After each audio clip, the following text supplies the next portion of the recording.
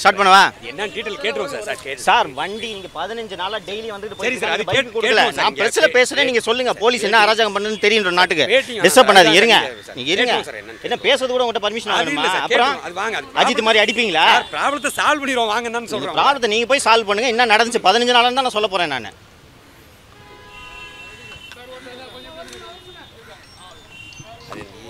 Solve பண்ணக்கூடிய problem தான் sir, பண்ணிடுவோம். நீங்க 15 நாளா சால்வ் பண்ணிருக்கணும் சார். சார் சரி வாங்க சார், வாங்க சால்வ் பண்ணிடுவோம் சார். அது ஒன்றும் இஷ்யூ இல்லை சார், வாங்க சார்.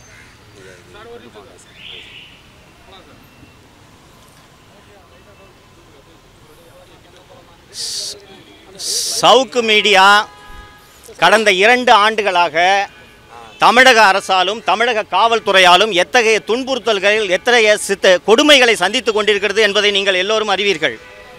என் வீட்டில் மலம் ஊற்றப்பட்டது, சாக்கடை ஊற்றப்பட்டது, என் மீது பொய் வழக்கு போடப்பட்டது, கஞ்சா வழக்கு போட்டப்பட்டது. 2 முறை குண்டர் சட்டத்தை நான் சந்தித்திருக்கிறேன். இதற்கெல்லாம் பிறகு ஒரு அலுவலகம் கிடைத்து இந்த அலுவலகத்தில் தொடர்ந்து என்னுடைய மீடியா பணியை நான் செய்து கொண்டிருக்கிறேன். இந்த நிலையில் கடந்த ஒரு 20 நாட்களுக்கு முன்பாக என்னுடைய அலுவலகத்தில் வேலை செய்யக்கூடிய கேமராமேன் எடிட்டர்கள் 2 பேர், திரு சத்யமூர்த்தி மற்றும் திரு ஜெயபிரகாஷ், கேமராமேன் ஒருத்தர், எடிட்டர் ஒருத்தர், அவர்களுடைய வீட்டுக்கு இரவு 12 மணிக்கு 15 காவல்துறையினர் சென்று அவர்களது 2 பேரோட பைக்கை தூக்கிட்டு போயிருக்காங்க. என்ன காரணம்னு சொன்னாங்கன்னா, உங்கள் பைக்கு அஃபென்ஸில் சம்மந்தப்பட்டிருக்குன்னு சொன்னாங்க.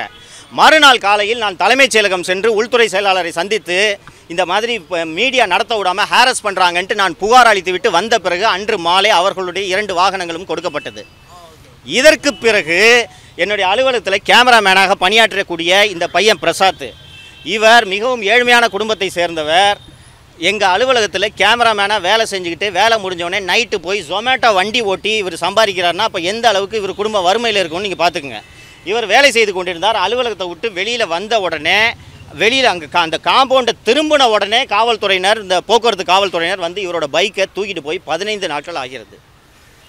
இவர் எதுக்கு சார் பைக்கை தூக்கிட்டு போனீங்கன்னு மறுநாள் வந்து கேட்டதற்கு, உங்களோட வண்டிக்கு 6500 ரூபாய், 6500 6500 ரூபாய்க்கு அவுட்ஸ்டாண்டிங் ஃபைன் நிலுவையில் இருக்கிறது என்று சொன்னவுடன் இவர்கிட்ட பணம் இல்லாமல் இருந்த நகையை கொண்டு போய் அடகு வச்சு மறுநாளே ஒட்டு மொத்த நிலுவைத் தொகையும் செலுத்திவிட்டார். இந்த நிலுவைத் தொகையை செலுத்தி 16 நாட்கள் இன்றோடு ஆகிறது. தினந்தோறும் இந்த காவல் நிலையத்திற்கு வந்து சார் வண்டி எப்போ கொடுங்கன்னு கேட்டால் மேலே கேட்டுட்டு சொல்கிறேன், ஐயா வெளியில் போயிருக்கார், இதே போன்ற காரணங்களை சொல்லி 16 நாட்கள் ஆகிறது. இன்று வரை இவரோட பைக்கை கொடுக்கல. நேற்று இந்த அஜித்குமாரை அடித்து கொண்டதற்காக முதலமைச்சர் அவங்க வீட்டுக்கு ஃபோன் பண்ணி மன்னிப்பு கேட்குறாரு. இந்த தமிழ்நாடு மற்றும் சென்னை காவல்துறையோட இந்த செயல்பாடுகள்னால முதலமைச்சர் தினந்தோறும் ஒவ்வொருவரிடமும் மன்னிப்பு கேட்க வேண்டும். அந்த அளவுக்கு அவலமான சூழ்நிலையில் தான் தமிழக காவல்துறை இருக்கிறது என்பதை இந்த நாட்டு மக்கள் புரிந்து கொள்ள வேண்டும். இன்றைக்கி இந்த டிராஃபிக் அஃபென்ஸுக்கு இப்படி சொல்கிறாங்க. நீங்கள் சென்னை அண்ணா நகர் 2nd அவென்யூக்கு போய் பார்த்தீங்கன்னா அங்கே சந்தோஷ் ஸ்டோர்ஸ்னு ஒரு சூப்பர் மார்க்கெட் இருக்குது. நீங்கள் யார் போனீங்கனாலும் தெரியும்.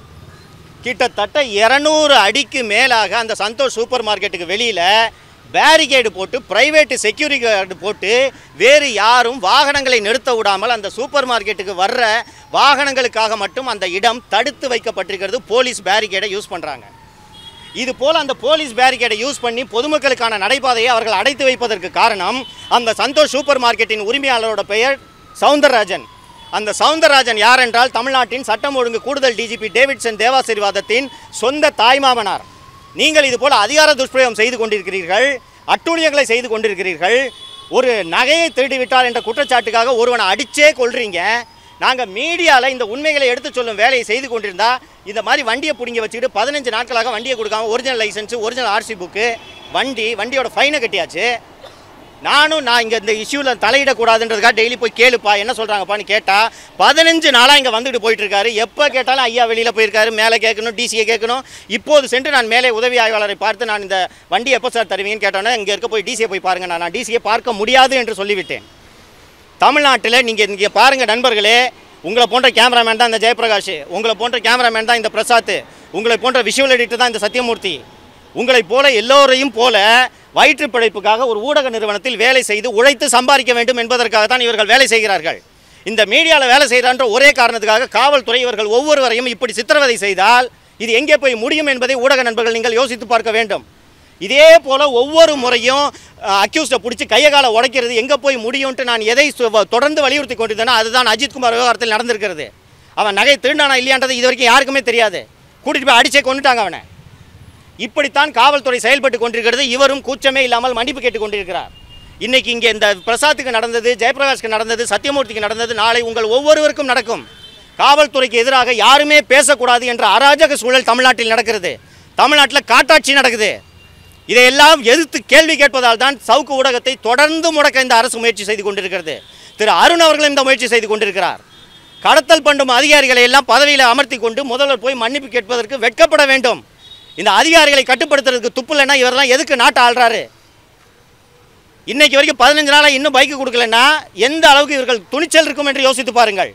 பிரசாத்தோட வாகனம் ஏதாவது ஒரு குற்றச்செயல் புரிந்து நீதிமன்றத்தின் உத்தரவில் இதை பறிமுதல் செய்து வைத்திருந்தால் இவர்கள் வாகனத்தை தரமாட்டேன் என்று சொல்லலாம். ஃபைனு பெண்டிங்காக இருந்தால் கூட இவங்க வாகனத்தை தூக்க முடியாது. ஃபைன் நிலுவையில் இருக்கக்கூடிய வாகனத்தை நீங்கள் பறிமுதல் செய்ய வேண்டும் என்றால் சென்னையில் இருக்கக்கூடிய 95% வாகனங்களை நீங்கள் பறிமுதல் செய்ய வேண்டும். இன்றைக்கி ரோட்டில் ஆட்டோமேட்டிக் கேமரா இருக்குது, ஃபைன் தானாக விழுது. எல்லா வெஹிக்கிளுக்கும் ஃபைன் நிலுவையில் இருக்கும். அப்படி இருக்கும்போது ஃபைன் பெண்டிங்கிறதுக்காக எதுக்காக இந்த வாகனத்தை பறிமுதல் செய்யணும்? வேண்டுமென்றே என்னுடைய அலுவலகத்தில் பணியாற்றும் ஊழியர்கள் அச்சப்பட்டு என் மீடியாவில் பணியாற்றாமல் விலகி ஓட வேண்டும் என்பதற்காகத்தான் இந்த காவல்துறை, குறிப்பாக சென்னை மாநகர ஆணையர் திரு அருண் அவர்கள் இதை திட்டமிட்டு செய்து கொண்டிருக்கிறார். இந்த பொம்மை முதல்வர் இதை வேடிக்கை பார்த்து கொண்டிருக்கிறார். எது கொஸ்டின்ஸ் இருக்கா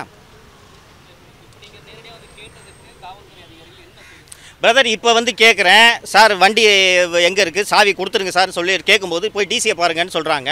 நான் கேட்டேன் சார், ஃபைனை கட்டியாச்சு, அவுட்ஸ்டாண்டிங் இல்லை, எந்த பவர் அடிப்படையில் நீங்கள் வெஹிக்கிளை டீடைன் பண்ணி வைக்கிறீங்க என்ன கேட்கும்போது நீங்கள் போய் டிசியை ஒரு வார்த்தை பார்த்துருங்கன்னா, நான் டிசியெல்லாம் பார்க்க முடியாது சார், வண்டியை கொடுக்க வேண்டிய நீங்கள் தான் சீஸ் பண்ணது, வண்டி நீங்கள் தான் கொடுக்கணும், நான் டிசியை பார்க்க முடியாதுன்னு சொல்லிட்டு தான் வந்தேன்.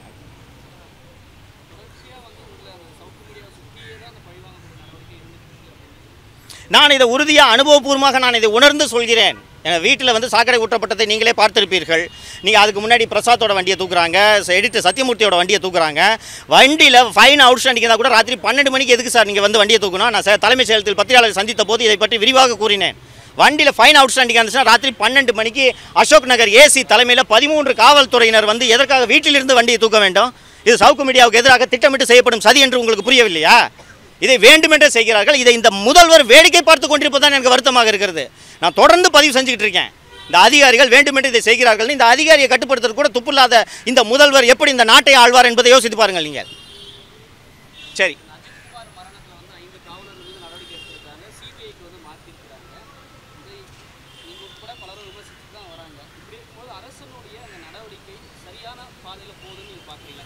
நேற்று சென்னை உயர்நீதிமன்றத்தின் மதுரை கிளை இந்த அஜித்குமாரின் கொலை தொடர்பாக பல்வேறு கேள்விகளை எழுப்பியது. அந்த கேள்விகளுக்கு அரசு தரப்பில் ஒரு பதில் கூட இல்லை. ஸ்பெஷல் டீம் அஜித்குமாரை பிக்கப் பண்ணி விசாரிக்கிறதுக்கு கூட்டிகிட்டு போனாங்கன்னு சொல்லும்போது ஸ்பெஷல் டீமுக்கு இந்த பணியை உத்தரவிட்டது யார் என்ற கேள்வியை நீதிமன்றம் ஸ்பெசிஃபிக்காக எழுப்புகிறது. இல்லை சார், அவங்க ஸ்பெஷல் டீம் எல்லாத்தையும் மானிட்டர் பண்ணுவாங்கன்னு சொல்லும்போது எப்படி அவர்களுக்கு தெரியும் யாரின் கீழ் அந்த தனிப்படை செயல்படுகிறது என்ற கேள்விக்கு அவர்களிடம் பதில் இல்லை. சார், அவங்க சோஷியல் மீடியாவை பார்த்து இந்த நகை திருட்டு தொடர்பாக விசாரணைக்கு அழைத்து சென்றார்கள் என்றால் எஃப்ஐஆர் இல்லாமல் ஒரு நபரை நீங்கள் எப்படி கைது செய்தீர்கள் என்ற கேள்வியை நீதிமன்றம் எழுப்புகிறது.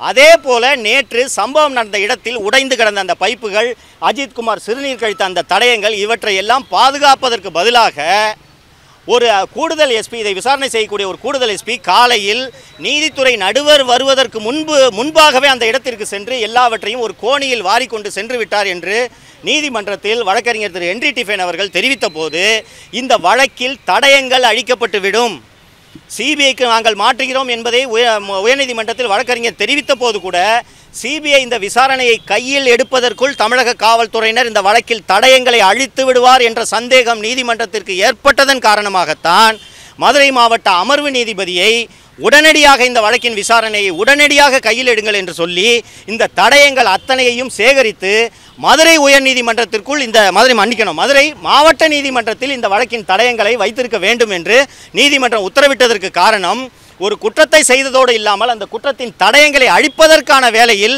இந்த அரசும் காவல்துறையும் ஈடுபடுகிறது என்பதை நீதிமன்றம் உணர்ந்ததால் தான் மாவட்ட நீதிபதி தலைமையில் விசாரணைக்கு உத்தரவிட்டிருக்கிறது என்று புரிந்து கொள்ளலாம்.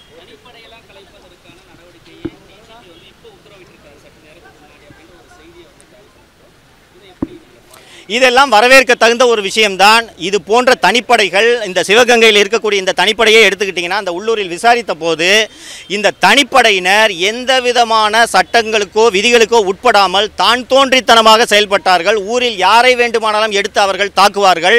அஜித்குமார் செத்து போயிட்டதுனால தான் இந்த விஷயம் வெளியில் வந்துச்சு. அஜித்குமார் சாகவில்லை என்றால் இந்த விஷயம் கடைசி வரை வெளியே வந்திருக்காது என்று சொன்னார்கள். டிஜிபி அவர்கள் இந்த தனிப்படைகளை கலைத்து உத்தரவிட்டது என்பது வரவேற்க தகுந்த நடவடிக்கையாக நான் பார்க்கிறேன். இதை முன்பே செய்திருக்க வேண்டும். ஏனென்றால் இது போன்ற தனிப்படைகள் எந்த விதமான கட்டுப்பாடுமின்றி எந்த அதிகாரிக்கு கீழ் செயல்படுகிறார்கள் என்ற ஒரு பொறுப்பின்றி இந்த தனிப்படையினர் தான் தோன்றித்தனமாக நடந்து கொண்டிருந்தார்கள். ஸோ ஒரு அக்கௌண்டபிலிட்டி இல்லாமல் இருக்கக்கூடிய இந்த தனிப்படையை கலைத்தது டிஜிபி எடுத்த சரியான நடவடிக்கை என்று தான் நான் பார்க்கிறேன்.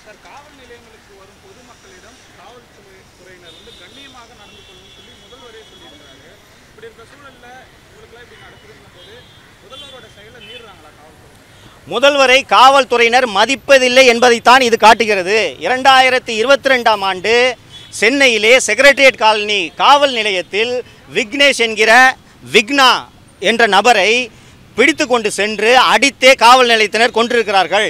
பின்னாளில் அதை விசாரணை செய்த சிபிசிஐடி விசாரணையில் தெரிய வந்தது என்னவென்றால் சிசிடிவிக்கு கீழே வச்சு மிதிச்சிருக்காங்க அந்த கான்ஸ்டபிள்ஸு. ஸோ முதல்வர் அவர்கள் சட்டப்பேரவையில் அப்போது சட்டப்பேரவை நடந்து கொண்டிருந்தது. முதல் நாள் முதல்வர் அவருக்கு உணவு வாங்கி கொடுத்தோம், வாந்தி எடுத்து அவர் செத்துட்டார். அவர் கையில் கத்தி இருந்துச்சு, கத்தி எடுத்து குத்த வந்தார், அதனால் அடித்தாங்க என்பது போல் அவர் சட்டப்பேரவையில் கூறுகிறார். மறுநாள் உடற்கூறாய்வு அறிக்கை வந்ததும் உடலில் அந்த இறந்து போன விக்னாவின் உடலில் 20க்கும் மேற்பட்ட காயங்கள் இருந்தது என்பதை தெரிந்து கொண்டு இதே முதல்வர் சட்டப்பேரவையில் காவல்துறையினர் சட்டத்தை கையில் எடுப்பதை நான் அனுமதிக்க மாட்டேன், எனது அரசு அனுமதிக்காது என்று சட்டப்பேரவையில் பதிவு செய்தார். அது சட்டப்பேரவை குறிப்பில் ஏறி இருக்கிறது. அதற்கு பிறகு 15க்கும் மேற்பட்ட லாக்அப் மரணங்கள் தமிழகத்தில் நடந்திருக்கிறது என்றால் முதல்வருடைய பேச்சை, முதல்வருடைய கட்டளையை ஒரே ஒரு காவல்துறை அதிகாரி கூட மதிக்கவில்லை என்பதைத்தான் இது காட்டுகிறது. கொஞ்சம் யோசிச்சு பாருங்க. கம்ப்ளைண்ட் கொடுக்க வரவனை உள்ள ஒரு ஸ்டேஷனில் வச்சு கொறடாவை வச்சு ஒரு அசிஸ்டன்ட் சூப்பரண்ட் ஆஃப் போலீஸு 20 பேருக்கு மேலே பல்ல பிடுங்கியிருக்கான். அந்த அதிகாரியை பணி இடைநீக்கம் செய்யாமல் அந்த அதிகாரிக்கு இன்றைக்கி பணி கொடுத்து வச்சிருக்கிற முதல்வர் தாங்க இந்த முதல்வர். அப்போ எப்படி காவல்துறை அதிகாரிகளுக்கு முதல்வரை பார்த்து பயம் இருக்கும்னு நீங்கள் சொல்லுங்கள். ஒரு 10 பேர் மேலே 10 பேரோட பல்ல பிடுங்கி கரலக்கல்லை எடுத்து ஈரில் தேய்க்கிற ஒரு அதிகாரி மனநோயாளி. குறைந்தபட்சம் விசாரணை முடியும் வரையில், நீதிமன்றத்தில் வழக்கு விசாரணை முடியும் வரையில் அந்த அதிகாரியை பணி இடைநீக்கத்தில் வைத்திருப்பது ஒரு நியாயமாக நாம் எதிர்பார்க்கக்கூடிய ஒரு விஷயம். அந்த அதிகாரிக்கு டிஎஸ்பி கமாண்டண்ட்டாக போட்டு அவரை பட்டாலியனில் அவருக்கு பணி கொடுக்குறாருனா இவர் எப்படிப்பட்ட முதல்வர்? இப்போ எந்த அதிகாரிக்கு சார் பயம் இருக்கும்? 66 பேர் கள்ளச்சாராயம் குடிச்சு சாப்பிட்றான். அந்த டிஸ்ட்ரிக்ட் எஸ்பி சமய் சிங் மீனாவுக்கு 3 மாதம் கழித்து உடனடியாக வேலை கொடுத்தானா எந்த அதிகாரி சார் பயப்படுவான் சிஎம்முக்கு? சிஎம்மோட கான்வாயை 22 நிமிஷம் ரோட்டில் நிற்க வைக்கிறாங்க. இதற்கு காரணமான அதிகாரி யாருன்றதை கண்டுபிடிச்சி அவர்கள் மீது கூட நடவடிக்கை எடுக்கல முதல்வர். எப்படி பயப்படுவாங்க அதிகாரிங்க? சென்னை விமான சாகச நிகழ்ச்சியில் 5 பேர் சாகுறாங்க. இந்த 5 பேர் செத்ததுக்கு யாராவது ஒரு அதிகாரி பொறுப்பாக இருக்க வேண்டும் அல்லவா? ஒருவர் மீது கூட நடவடிக்கை எடுக்கவில்லை என்றால் எப்படி முதல்வரை பார்த்து பயப்படுவார்கள்? அதனால தான் எங்கள் மீடியாவுக்கு இது தொடர்ந்து நடந்துட்டு இருக்குன்னு சொல்கிறேன். நன்றிங்க. மேலும் இது போன்ற வீடியோக்களை காண தேசியவாத நியூஸ் யூடியூப் சேனலை சப்ஸ்கிரைப் செய்யுங்கள்.